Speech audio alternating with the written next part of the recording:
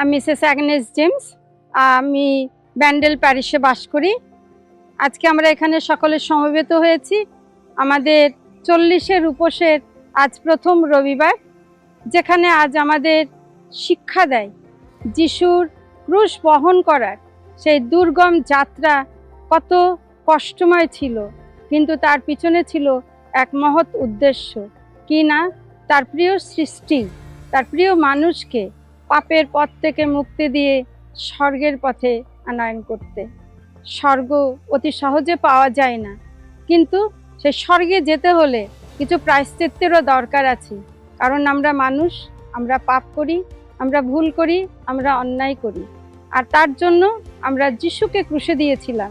তারই সাক্ষী হওয়ার জন্য আজ আমরা এখানে সকলে সমবেত হয়েছি, যাতে আমাদের এই নতুন প্রতিজ্ঞাবদ্ধ মাধ্যমে যিশুর ক্রুশের ভারকে একটু লাঘব করতে পারি।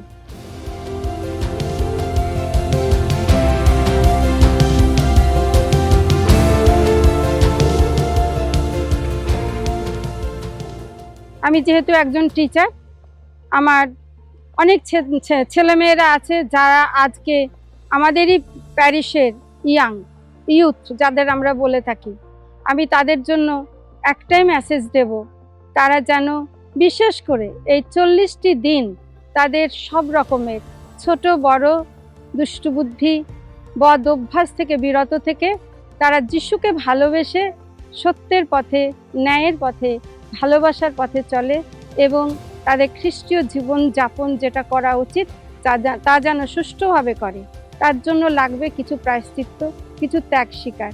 তাই আমি তাদের একটা কথাই বলবো, তাদের যেটা বিশেষ করে কষ্টকর করা সেইটাই যেন তারা করতে অনুগামী হয় এবং আপ্রাণ চেষ্টা করে। Thank you.